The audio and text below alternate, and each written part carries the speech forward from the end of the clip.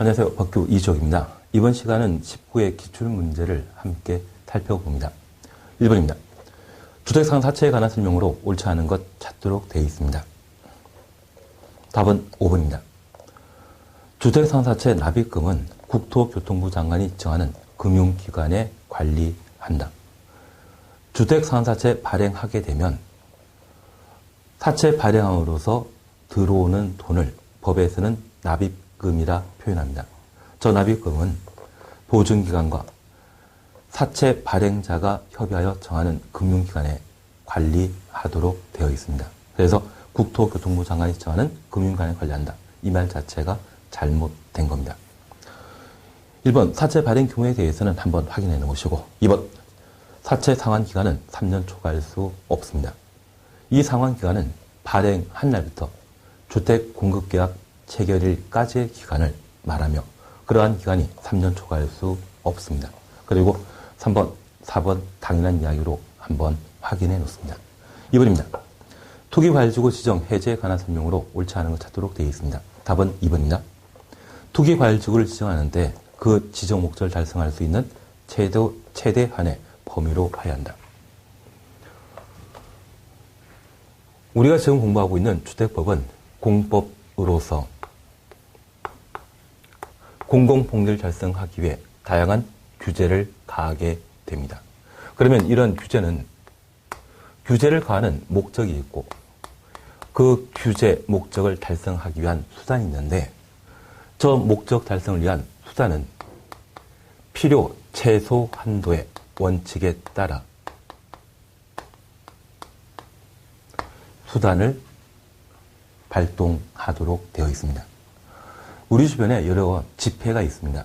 그래서 지난 탄핵정국 때에는 촛불 집회가 있었는데 그 집회에 참여한 인원이 많아 사회 질서가 무너질 수 있다고 해서 이를 단속하기 위해 경찰 동원하는 것은 가능하겠지만 군대를 동원하는 것은 좀 곤란하죠.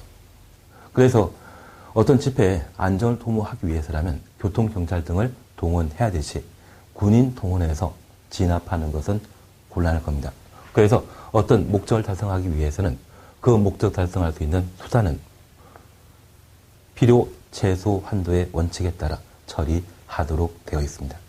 그러면 이 투기과열지구는 주택의 투기를 억제하기 위한 제도로서 그 목적을 달성하기 위한 규제도 필요 최소한도의 원칙에 적용을 받아야 되지 저 규제 수단을 최대 한도로 한다. 이 말 자체가 어울리지 못합니다.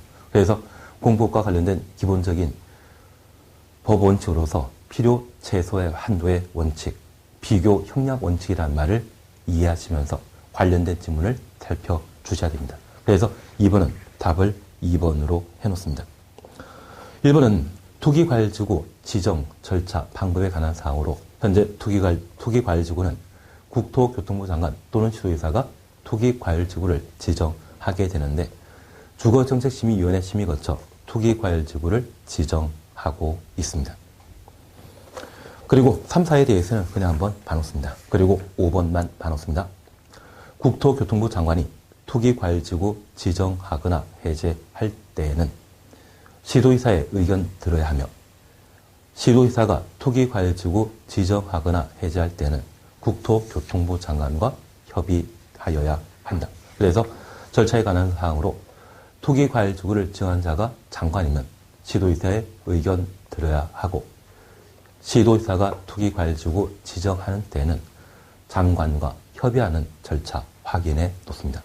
3번입니다. 주택조합에 관한 설명으로 옳지 않은 찾도록 되어 있습니다. 답은 1번입니다. 리모델주택조합의 조합원은 공동택 소유자, 복리 소유자, 조합 설립 신청일 현재 해당 리모델링 주택에 6개월 이상 거주하고 있는 임차인 중에 주택조합 설립에 동의한 자로 한다. 리모델주택조합의 조합원은 공동택 소유자가 조합원이 될 수 있습니다.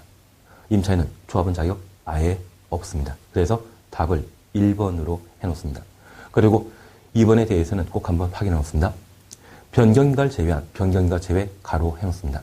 조합 설립 인가 받은 자는 해당 주택건설 대지의 100분의 80 이상에 해당되는 토지 사용권 확보해야 한다.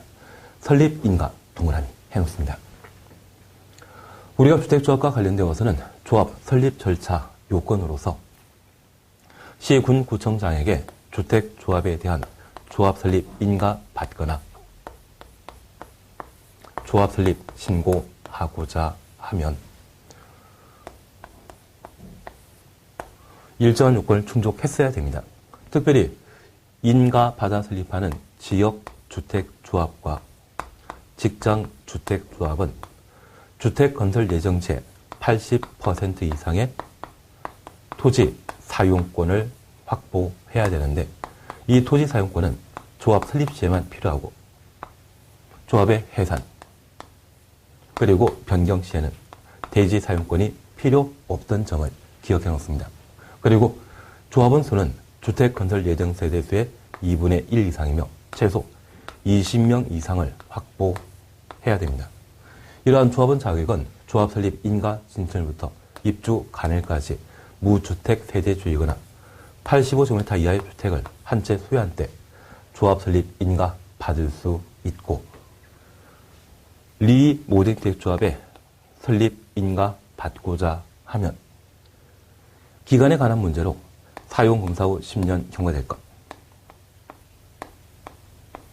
증축형 리 모델링 사업을 시행하고자 하면 15년 경과된 때 조합 설립이 가능했습니다.